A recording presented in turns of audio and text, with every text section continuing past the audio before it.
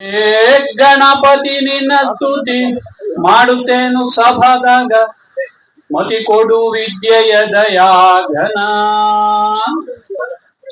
ಘನ ನನ್ನ ಝಂಕಾರ ನುಡಿಸುತ್ತ ತಾಳದೊಳಗೆ ಮಾಡುವೆ ಶರಣ, ತಾಳದೊಳಗೆ ಮಾಡುವೆ ಶರಣ. ಹೇ ಗಣಪತಿ ಆಹ ಗಣಪತಿ ಓಹೋ ಗಣಪತಿ ನಿನ್ನ ಸ್ತುತಿ ಮಾಡುತ್ತೇನು ಸಭಾದಾಗ, ಮತಿ ಕೊಡು ವಿದ್ಯೆಯ ದಯಾ ಘನ ಘನ ನನ್ನ ಝಂಕಾರ ನುಡಿಸುತ್ತ ತಾಳದೊಳಗೆ ಮಾಡುವೆ ಶರಣ, ತಾಳದೊಳಗೆ ಮಾಡುವೆ ಶರಣ. ಏಕದಂತ ಚತುರ್ಭುಜ ಶಂಖ ಚಕ್ರ ಹಿಡ್ಕೊಂಡು ಸಾರಾರ ಬಂದು ಇಳಿಯ ತಲೆಯೊಳಗ, ಏಕದಂತ ಚತುರ್ಭುಜ ಶಂಖ ಚಕ್ರ ಹಿಡ್ಕೊಂಡು ಸಾರಾರ ಬಂದು ಇಳಿಯ ತಲೆಯೊಳಗ, ಹತ್ತಿ ಒಂದು ಇಳಿಯ ಮ್ಯಾಗ ಸುತ್ತಮುತ್ತ ಯಾರು ಇಲ್ಲ ಹೊತ್ತಿಗೆ ತೆಗೆದ ಬಲ ಕೈಯಾಗ, ಹತ್ತಿ ಬಂದು ಇಳಿಯ ಮ್ಯಾಗ ಸುತ್ತಮುತ್ತ ಯಾರು ಇಲ್ಲ ಹೊತ್ತದಿಂದ ಚಂದ್ರಮಾಗೆ ಹೇಳುತ್ತಾನೆ ಚೌಕಿ ದಿನ ನೋಡಬಾರ್ದು ನಿನ್ನ ಕಿರಣ, ಘನ ನನ್ನ ಝಂಕಾರ ನುಡಿಸುತ್ತ ತಾಳದೊಳಗೆ ಮಾಡುವೆ ಶರಣ, ತಾಳದೊಳಗೆ ಮಾಡುವೆ ಶರಣ. ಹೇ ಗಣಪತಿ ಆಹ ಗಣಪತಿ ಓಹೋ ಗಣಪತಿ ನಿನ್ನ ಸ್ತುತಿ ಮಾಡುತ್ತೇನು ಸಭಾದಾಗ, ಮತಿ ಕೊಡು ವಿಜಯ ದಯಾ ಘನ ಘನ ನನ್ನ.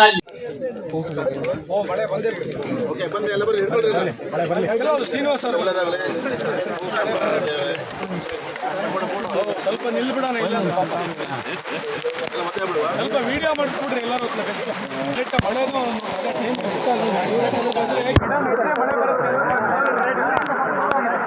ಕಾರ್ಯಕ್ರಮ ಹಾಜರೀಕರಣ ಕಾರ್ಯಕ್ರಮ ನಮ್ಮ ವೇದಿಕೆ ಮೇಲೆ ಇವತ್ತು ವಿಶೇಷ ಅಂತ ಹೇಳಿದ್ರೆ, ಈ ಒಂದು ಕಾರ್ಯಕ್ರಮದಲ್ಲಿ ರೋಟರಿ ಕ್ಲಬ್ ಸಾಗರ ಇನ್ನು ಮತ್ತೆ ಜೊತೆಗೆ ರೋಟರಿ RCC ವಿಜಯನಗರ ಬಡಾವಣೆ, ಇನ್ನು ನಾಗರಿಕ ವೇದಿಕೆ ವಿಜಯನಗರ ಬಡಾವಣೆ ಸಾಗರ, ಈ ಮೂರು ಒಂದು ಸಂಘಟನೆಗಳು ಸೇರ್ಕೊಂಡು ನಾವು ಮಾಡ್ತಾ ಇದ್ದೀವಿ.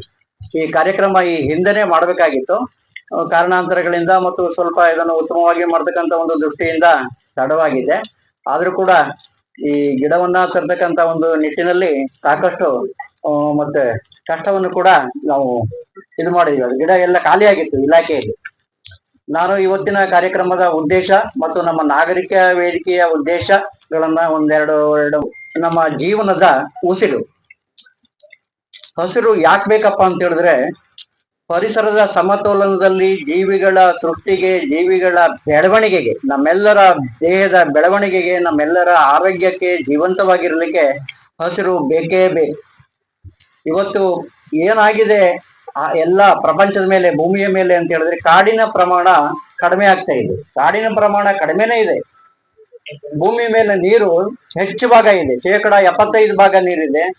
ಉಳಿದಂತ 30 ಭಾಗದಲ್ಲಿ ಭೂ ಪ್ರದೇಶಗಳಿದಾವೆ. ಅದರಲ್ಲೂ ಕಾಡಿನ ಭಾಗ ವಾಸಿಸ್ತಕ್ಕಂಥ ಭಾಗದಲ್ಲಿ ಕನಿಷ್ಠ ಒಂದು 40ರಿಂದ 50% ಕಾಡು ಇರಬೇಕು. ಆ ರೀತಿಯಲ್ಲಿ ಇಲ್ಲ. ಯಾಕಪ್ಪ ಅಂತ ಹೇಳಿದ್ರೆ, ನಮ್ಮ ಭೂಮಿ ಮೇಲೆ ಜನಸಂಖ್ಯೆ ಹೆಚ್ಚಳ ಜಾಸ್ತಿ ಆಗಿರೋದ್ರಿಂದ ನಾವು ನಮ್ಮ ವಾಸಕ್ಕಾಗಿ, ನಗರೀಕರಣಕ್ಕಾಗಿ, ಕೈಗಾರಿಕೆಗಾಗಿ, ಹಲವಾರು ನಮ್ಮ ಅವಶ್ಯಕ ಒಂದು ಉದ್ದೇಶಗಳಿಗಾಗಿ ಕಾಡನ್ನ ನಾಶ ಮಾಡ್ತಾ ಇದ್ದೀವಿ. ಆ ಕಾಡು ಇರೋದ್ರಿಂದನೇ ಇವತ್ತು ಏನಾಗಿದೆ ಅಂತ ಹೇಳಿದ್ರೆ, ಪರಿಸರ ಸಮತೋಲನದಲ್ಲಿ ಇದೆ. ಇವತ್ತು ನೋಡಿ, ಗಿಡ ನಟ್ಟ ತಕ್ಷಣ ಮಳೆ ಬಂತು ಅಂತಕ್ಕಂಥದ್ದನ್ನ ನಾವು ಸಂದೇಶ, ಉತ್ತಮ ಸಂದೇಶ ಅಂತ ಹೇಳಿ ಪರಿಸರಕ್ಕೆ ಹೇಳಿದ್ವಿ. ಇರ್ಬೋದು, ಧರ್ಮ, ಜಾತಿ, ಪಕ್ಷ ಯಾವುದನ್ನು ನೋಡಲ್ಲ ನಾವು ಅಭಿವೃದ್ಧಿಗಾಗಿ. ನಾವು ಹಲವಾರು ಸಂಘಟನೆಗಳಲ್ಲಿ ಇಲಾಖೆ ಕರ್ತವ್ಯದಲ್ಲಿದ್ದಾಗ ಕೆಲಸ ಮಾಡಿ ಕೂಡ ಒಂದು ಚಿಕ್ಕ ಪುಟ್ಟ ಸಣ್ಣ ಪುಟ್ಟ ಅನುಭವವನ್ನ ಹೊಂದಿದ್ದೇವೆ. ಮತ್ತೆ ಇಲ್ಲಿ ನಾ ಬಂದು ನೋಡಿದಾಗ ಇಲ್ಲಿ ಹಲವಾರು ಎಲ್ಲ ಪಕ್ಷದವರು ಮೆಂಬರ್ಗಳು ಸುಮಾರು 3-4 ಜನ ಆಗಿದ್ದಾರೆ. ಇದೆಲ್ಲ ಒಂದು ಡಾಲಾಸ್ ಕಾಲೋನಿ ಅಂತ ಇದ್ರು ಕೂಡ ಏನಾಗಿದೆಯಪ್ಪ ಅಂತ ಹೇಳಿದ್ರೆ, ಇವತ್ತು ಕೆಲವು ಮೂಲಭೂತ ಅವಶ್ಯಕತೆಗಳು ನೋಡ್ರಿ, ಹಲವಾರು ಕಡೆಗೆ ಚರಂಡಿ ಇಲ್ಲ, ಬೀದಿ ದೀಪಗಳ ಸಮಸ್ಯೆ ಇತ್ತು, ಮತ್ತಿನ್ನು ರಸ್ತೆಗಳು ಇನ್ನು ಆಗ್ಬೇಕಾಗಿದೆ. ಆ ನಿಟ್ಟಿನಲ್ಲೆಲ್ಲ ನೋಡಿದಾಗ ಈಗ ಒಂದು 5-6 ವರ್ಷಗಳ ಹಿಂದೆ ಯಾವುದೇ ಒಂದು ರೀತಿಯ ಇಲ್ಲಿ ಮನೆಗಳಲ್ಲಿ ಜನ ಇರ್ತಿದ್ರು ಬಿಟ್ರೆ, ಅವ್ರು ಯಾರು ಈ ರೀತಿಯಲ್ಲಿ ಒಂದು ಸೇರ್ಕೊಂಡು ಒಂದು ಕಾರ್ಯಕ್ರಮ ಮಾಡೋದು ಎಲ್ಲ ಕೆಲವು ನಮ್ಮ ನಾಗರಿಕ ವೇದಿಕೆ ತುಂಬಾ ವರ್ಷಗಳಿಂದನೂ ಇದೆ. ನಾವು ಅವಾಗಲೇ ಏನ್ ಮಾಡ್ತಿದ್ವಿ, ನಾನು ಇದ್ದೆ ಆ ವೇದಿಕೆಯಲ್ಲಿ. ಅವಾಗ ಕೆಲವು ಸಾಂಸ್ಕೃತಿಕ ಕಾರ್ಯಕ್ರಮಗಳನ್ನ ಹೆಚ್ಚು ಮಾಡ್ತಿದ್ವಿ ಬಿಟ್ರೆ, ಈ ತರದ ಒಂದು ಗಿಡ ನೆಡುವ ಒಂದು ಕಾರ್ಯಕ್ರಮದಲ್ಲಿ ಕೊನೆಯ ಹಂತದಲ್ಲಿ ನಾನು ಜಾಯ್ನ್ ಆದೆ, ನಮ್ಮ ಶ್ರೀನಿವಾಸ ಕೂಡ. ಬಹಳ ಖುಷಿ ಇದೆ. ಯಾಕಂತ ಹೇಳಿದ್ರೆ ಗಿಡ ನೆಡುವ ಕಾರ್ಯಕ್ರಮ ಎಲ್ಲಾ ಕಡೆನೂ ಆಗ್ತವೆ. ಆದ್ರೆ ಹೇಗಿರುತ್ತೆ ಅಂತ ಹೇಳಿದ್ರೆ ಅದು ಕಾಟಾಚಾರಕ್ಕಿರುತ್ತೆ. ಆದ್ರೆ ಇವತ್ತಿನ ಒಂದು ವಾತಾವರಣ ನೋಡಿದ್ರೆ ಅದನ್ನ ಬೆಳೆಸುವಂತ ಸಂಪೂರ್ಣ ಹೊಣೆಯನ್ನ ನಿಮ್ಮ ಒಂದು ವಿಜಯನಗರ ಬಡಾವಣೆ ಮಾಡ್ಕೊಂಡಿದ್ದು ಬಹಳ ಖುಷಿ ಇದೆ.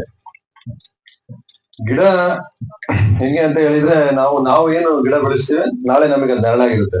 ನಾವು ಈಗ ನೋಡಿದ್ರೆ ಇನ್ನು ಸಾಗರದಲ್ಲಿ ನೀವೆಲ್ಲ ಮುಂಚೆ ರಸ್ತೆ ಪಕ್ಕದಲ್ಲಿ ಎಲ್ಲ ಕಡೆ ನೋಡಿದ್ವಿ ನಾವು ಗಿಡಗಳು, ದೊಡ್ಡ ದೊಡ್ಡ ಮಾವಿನ ಮರಗಳಿದ್ವು.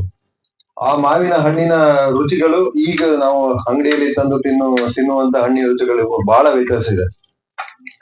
ಆದ್ರೆ ಅಂತ ಮರಗಳು ನಮಗೆ ಬಹಳ ಅಪರೂಪ, ಈಗ ಸಿಗಲ್ಲ ಬಿಡಿ. ಆದ್ರೆ ನಾವು ಈಗ ಏನ್ ಬೆಳೆಸ್ತಾ ಇದ್ದೀವಲ್ಲ ಗಿಡಗಳನ್ನ, ಹಣ್ಣಿನ ಗಿಡ ಆಗಿರ್ಬೋದು ಅಥವಾ ಬೇರೆ ಬೇರೆ ಜಾತಿ ಗಿಡ, ಅದು ನಮಗೆ ಆರೋಗ್ಯಕ್ಕೆ ಒಳ್ಳೇದು. ಅಥವಾ ನಾವು ಈಗ ಪ್ರಾಣಿ ಪಕ್ಷಿಗಳಿಗೆ ಅತಿ ಹೆಚ್ಚು, ನಮಗೆ ಮನುಷ್ಯ ನಾವೆಲ್ಲರೂ ಏನೋ ಬದುಕ್ಬಿಡ್ತೀವಿ, ಆದ್ರೆ ಪ್ರಾಣಿ ಪಕ್ಷಿಗಳಿಗೆ ಬಹಳ ಅದು ನೆರಳಾಗುತ್ತೆ. ಮತ್ತೆ ಹಣ್ಣು ಕೂಡ ನಾನು ನೋಡಿದೆ, ಹಣ್ಣಿನ ಗಿಡಗಳು ಕೂಡ ನೀವೆಲ್ಲ ತಂದು ತೆಗೆದು ಬಹಳ ಖುಷಿ ಇದೆ. ಯಾಕಂತ ಹೇಳಿದ್ರೆ ನಾವು ತಿನ್ಲಿಕ್ಕೆ ಆಗ್ಲಿಲ್ಲ ಅಂದ್ರೂ ಕೂಡ ಒಂದು ಪ್ರಾಣಿ ಪಕ್ಷಿಗಳು ಅದನ್ನ ಸದುಪಯೋಗ ಬಳಸುವಂತವೆ. ಅವುಗಳಿಗೆ ಎಲ್ಲೂ ಒಂದು ಆಹಾರ ಸಿಗದೇ ಇರುವಂತ ಒಂದು ವಾತಾವರಣ ನಿರ್ಮಾಣ ಆಗಿದೆ. ಹಾಗಾಗಿ ಬಹಳ ಖುಷಿ ಇದೆ ನಮ್ಗೆ. ಈ ಒಂದು ವೇದಿಕೆ ಮೇಲೆ ನಮ್ಮ ರವೀಣ್ಣ ಅವರು ಮತ್ತು ನಾಗರಿಕ ವೇದಿಕೆಯಿಂದ ನಮಗೆ ವೇದಿಕೆ ಮೇಲೆ ಕೂರಿಸಿದ್ದು ಬಹಳ ಖುಷಿ ಇದೆ. ಒಳ್ಳೇದಾಗ್ಲಿ. ಇನ್ನೂ ಮಾತ್ರ ಕಾರ್ಯಗಳು ನಿಮ್ಮ ವೇದಿಕೆಯ ಮುಖಾಂತರ ನಡೀಲಿ. ನೀವ್ ಹೇಳ್ದಂಗೆ ರಸ್ತೆ ಡಾಲರ್ಸ್ ಕಾಲೋನಿ ಮುಂದಿನ ದಿನಗಳಲ್ಲಿ ಇದು ಡಾಲರ್ಸ್ ಕಾಲೋನಿ ಹೆಸರಿದೆ, ಆ ರೀತಿಯಲ್ಲಿ ಬೆಳೀಲಿ ಅಂತ ನಾನು ಹೇಳ್ತಾ ನನ್ನ ಎರಡು ಮಾತು. ಬೇಳೂರು ಅವರು ಇವತ್ತು ಜನಸಾಮಾನ್ಯರಲ್ಲಿ ಸಾಮಾನ್ಯವಾದಂತ ವ್ಯಕ್ತಿ. ಯಾರೇ ಒಬ್ಬ ಬಡವ, ಬಗ್ಗ, ಶ್ರೀಮಂತ ಯಾರೇ ಹೋಗ್ಲಿ, ತನ್ನ ಒಂದು ಎಂತ ಒತ್ತಡ ಇದ್ರು ಸಹಿತ ಏನಕ್ಕೆ ಬಂದಿದ್ದು ಎತ್ತ ನಮ್ಮ ಕೆನರಾ ಬ್ಯಾಂಕ್ ಪ್ರಶಾಂತ್ ಸರ್ ಹೇಳ್ತಿರ್ತಾರೆ, ಹೋದ ತಕ್ಷಣ ಫಸ್ಟ್ ಟೀ ಕುಡಿದ್ರೆ ಇಲ್ಲ, ಆ ಪ್ರೀತಿಯಿಂದ ಮಾತಾಡಿಸ್ಕೊಂಡು ಆ ಸೌಜನ್ಯತೆ ಇದೆಯಲ್ಲ, ನಾವೆಲ್ಲ ಕಲ್ತಿದ್ದು ಅಲ್ಲಿಂದಾನೆ. ಯಾಕಂದ್ರೆ ಇವತ್ತು ನಾವೇನ್ ನಿಂತಿಲ್ಲಿ ಮಾತಾಡ್ತಿದೀವಿ ಅಂದ್ರೆ ಇದಕ್ಕೆಲ್ಲ ನಮ್ಮ ಮುಂದ್ ಕೂತಂತ ವಿಜಯನಗರ ನಾಗರಿಕ ವೇದಿಕೆಯ ಎಲ್ಲ ನಮ್ಮ ಬಡಾವಣೆಯ ಜನಗಳೇ ಅದಕ್ಕೆ ಕಾರಣ. ಅವರ ಶಕ್ತಿಯಿಂದನೇ ಇವತ್ತು ನಾವು ಮಾಡ್ತಾ ಇರೋದು ಇವೆಲ್ಲ ಕಾರ್ಯಕ್ರಮಗಳಿಗೆ. ಯಾಕಂದ್ರೆ ಜನನೇ ಇಲ್ಲ ಅಂದ್ರೆ ನಮ್ ಕೈಲಿ ಏನ್ ಮಾಡ್ಲಿಕ್ಕೂ ಆಗಲ್ಲ. ನಾವೆಲ್ಲ ಒಂದು, ಯಾಕಂದ್ರೆ ಇಲ್ಲಿ ಬಡಾವಣೆ ಅನ್ನೋದು ಅಧ್ಯಕ್ಷೆ, ಇಲ್ಲೊಂದು ಆಕ್ಚುಲಿ ಇದನ್ನ ಜಾಲಸ್ ಕಾಲೋನಿ ಅಂತ ಕರೀತಾರೆ ಕೆಲವರು. ಆದ್ರೆ ಇಲ್ಲಿ ಮೂಲಭೂತವಾಗಿ ಕೆಲವು ಸೌಕರ್ಯಗಳಿಂದ ಭಾರಿ ವಂಚಿತರಾಗಿದ್ದೀವಿ ನಾವು.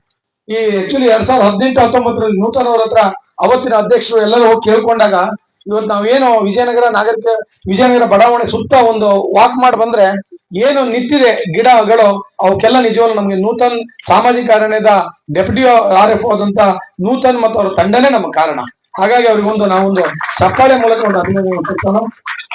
ಇದೀಗ ಯುವ ನಾಯಕರು ಹಾಗೂ ನಮ್ಮ ಹಾಪ್ಕಾಮ್ಸ್ ನಿರ್ದೇಶಕರಂತ ಅಶೋಕ್ ಬೇಳೂರು ಕ್ರಿಯೇಟ್ ಮಾಡುವ ಉದ್ದೇಶದಿಂದ ಈ ತರ RCC ಮೀನ್ಸ್ ಒಂದು ದಳ, ಸಮುದಾಯ ದಳ ಮಾಡ್ಬೇಕಂತ ಉದ್ದೇಶದಿಂದ ನೀವೆಲ್ಲ ಸಹಕಾರ ನಮಗೆ ಬೇಕು. ನಮ್ಮ ಆಪ್ತ ಸಹಾಯಕರಾದಂತ ನಮ್ಮ ಶಾಸಕ ಆಪ್ತ ಸಹಾಯಕರಾದಂತ ಶ್ರೀನಿವಾಸ್ ಇದ್ದಾರೆ, ಅವರು ಸಹ ನಮ್ಮ ಶಾಸಕರ ಮೂಲಕ ಕೆಲವೊಂದು ಕಾರ್ಯಕ್ರಮದಲ್ಲಿ ಭಾಗವಹಿಸಲಿಕ್ಕೆ ಅವರಿಗೆ ಟಿಪ್ಪಣಿಯನ್ನು ಕೊಡಬೇಕು ಅಂತ ಈ ಮೂಲಕ ಕೇಳ್ಕೊಳ್ತಾ, ನಿಮ್ಮೆಲ್ಲರಿಗೂ ಇಲ್ಲಿ ಭಾಗವಹಿಸೋದಕ್ಕಾಗಿ ಪ್ರತಿಯೊಂದು ಗಿಡವನ್ನು ನೆಡಲಿಕ್ಕೆ ಇದೆ. ಆಮೇಲೆ ಎಲ್ಲರ ನಮ್ಮ ನಾಗರಿಕರಿಗೆ ಹಾಗೂ ವೇದಿಕೆಯಲ್ಲಿರುವಂತಹ ಎಲ್ಲ ಗಣ್ಯರಿಗೂ ನಾನು ಹೃತ್ಪೂರ್ವಕವಾದ ಧನ್ಯವಾದಗಳನ್ನು ಅರ್ಪಿಸುತ್ತಾ ನನ್ನ ಎರಡು ಮಾತನ್ನು ಮುಗಿಸಿದ್ದೇನೆ. Thank you one and all. ಅನುಕೂಲಗಳನ್ನ ಮಾಡಿಕೊಡೋದು. ನಾವೆಲ್ಲರೂ ಆಕ್ಚುಲಿ ಶ್ರೀಮಂತರೇ, ಯಾಕಂದ್ರೆ ನಾವು ಉಸಿರಾಡ್ತಾ ಇದ್ದೀವಿ. ದೇವರು ನಮಗೆ ಉಸಿರಾಡ್ಲಿಕ್ಕೆ ಬೇಕಾದಂತ ಪರಿಸರವನ್ನ ಕೊಟ್ಟಿದ್ದಾನೆ.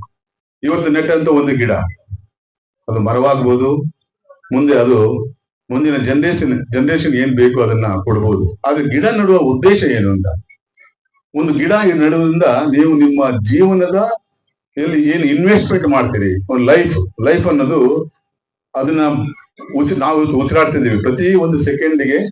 ಈಗ ನಮ್ಮ ಫಾರೆಸ್ಟ್ ಡಿಪಾರ್ಟ್ಮೆಂಟ್ ಅಲ್ಲಿ DFO ಇದ್ದಾರೆ, ಅವ್ರಿಗೆ ಗೊತ್ತಿದೆ ಒಂದು ಸೆಕೆಂಡಿಗೆ ಮನುಷ್ಯನಿಗೆ ಉಸಿರಾಡ್ಲಿಕ್ಕೆ ಆಕ್ಸಿಜನ್ ಎಷ್ಟು ಬೇಕು ಅಂತ. ಆಕ್ಸಿಜನ್ ಸಿಗೋದೆಲ್ಲಿ? ಗಿಡಗಳಿಂದ, ಮರಗಳಿಂದ. ಒಂದು matured tree 220 kg oxygen production ಮಾಡುತ್ತೆ ಒಂದು ವರ್ಷಕ್ಕೆ. ಅದನ್ನ ನಾನು ಸೈಂಟಿಫಿಕಲಿ ಹೇಳಲಿಕ್ಕೆ ಆಗಲ್ಲ, ಯಾಕಂದ್ರೆ ನಾನು ಸೈನ್ಸ್ ಗ್ರಾಜುಯೇಟ್ ಅಲ್ಲ, ಕಾಮರ್ಸ್ ಗ್ರಾಜುಯೇಟ್. ಈ ಒಂದು ಆಕ್ಸಿಜನ್ ಇಲ್ಲದೆ ಇದ್ರೆ, ಇವತ್ತು ನಾನು ನಿಮ್ಮ ಹತ್ರ ಮಾತಾಡ್ತಿದ್ದೀನಿ ಅಂದ್ರೆ ನನಗೆ ಆಕ್ಸಿಜನ್ ಬೇಕು. ಈ ಆಕ್ಸಿಜನ್ ಅಂದ್ರೆ ನಮಗೆ ಆಮ್ಲಜನಕ ಬೇಕು. ನಿಮ್ಗೆಲ್ಲರಿಗೂ ಗೊತ್ತಿದೆ, ಒಂದು 2019 ಮತ್ತು 2020 ಏನಾಯ್ತು ಗೊತ್ತಿದೆ ಎಲ್ಲರಿಗೂ, ಆಕ್ಸಿಜನ್ ಕೊರತೆ ಏನಾಯ್ತು ಅಂತ. COVID-19 ಆದಾಗ ಆಕ್ಸಿಜನ್ ಕೊಂಡ್ಕೊಳ್ಬೇಕಾಯ್ತು. ಜನರ ಬದುಕಿನ ಒಟ್ಟಿಗೆ ಆ ಒಂದು ಹೋರಾಟ ಮಾಡ್ತಿರೋ ಸಂದರ್ಭದಲ್ಲಿ ಆಕ್ಸಿಜನ್ ಸಿಗ್ತಿರ್ಲಿಲ್ಲ. ಆಕ್ಸಿಜನ್ ನಾವು ₹300 ಒಂದು ಕೆಜಿ ಕೊಟ್ಟು ಖರೀದಿ ಮಾಡಿ ಬದುಕಿಸಿದ ದಿನಗಳು ಸಹ ಇದೆ. ಎಷ್ಟೋ ಜನ ಆಕ್ಸಿಜನ್ ಕೊರತೆಯಿಂದ ತೀರು ಹೋಗಿದ್ದಾರೆ. ಲಕ್ಷಾಂತರ ಜನ, ಕೋಟ್ಯಾಂತರ ಜನ ಆ ಪ್ಯಾಂಡಮಿಕ್ ಅಲ್ಲಿ ತೀರು ಹೋದ್ರು. ಅದು ಯಾಕೆ? ಆಕ್ಸಿಜನ್ ಕೊರತೆ.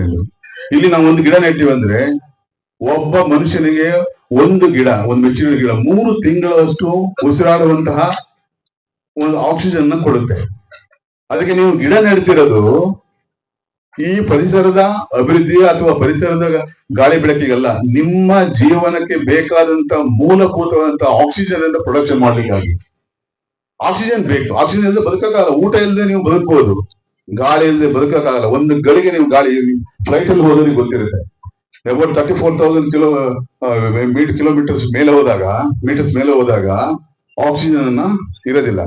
ಅವಾಗ ಕೃತಕ ಆಕ್ಸಿಜನ್ ಮಾಡಿರ್ತಾರೆ ಫ್ಲೈಟ್ ಅಲ್ಲಿ. ಎಲ್ಲಾದ್ರೂ ಅದು ಆಕ್ಸಿಜನ್ ಫ್ಲಾಪ್ ಆಗ್ಬಿಟ್ರೆ ಅಷ್ಟು ಜನ 250-300 ಜನ ಎಲ್ಲರೂ ಡೆಡ್ ಬಾಡಿ ಆಗಿ ಕೆಳಗೆ ಬರ್ಬೇಕಾಗತ್ತೆ.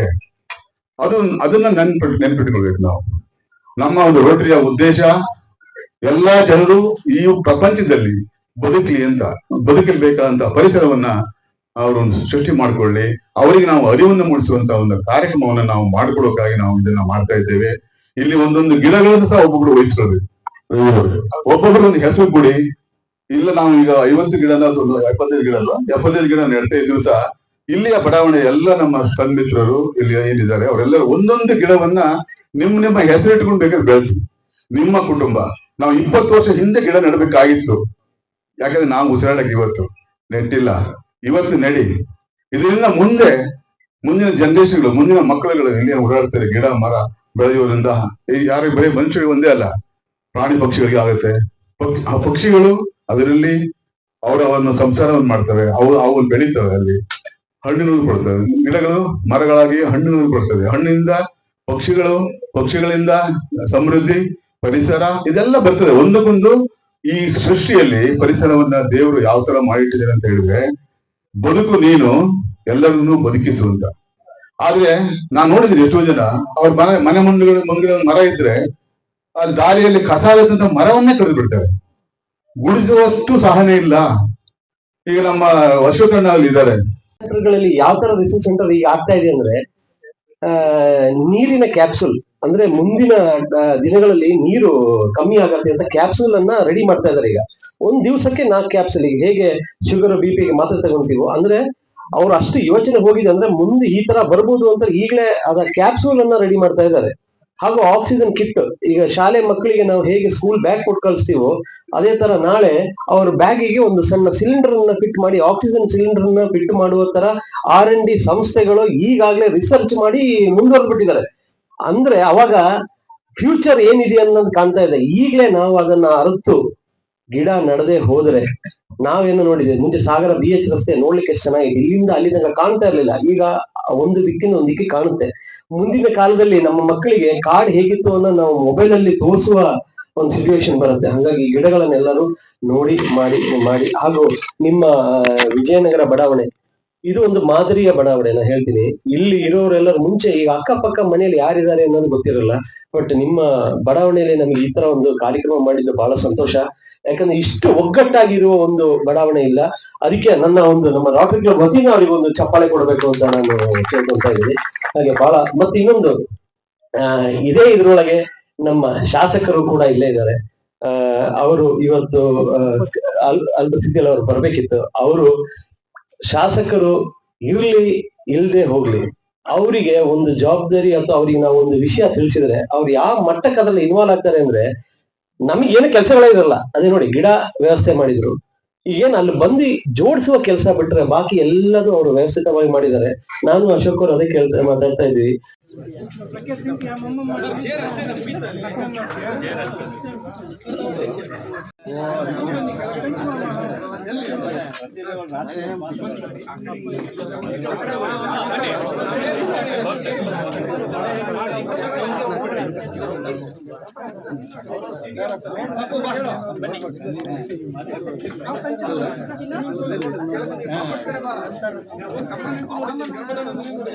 ದಿನೇಶ್ ಸರ್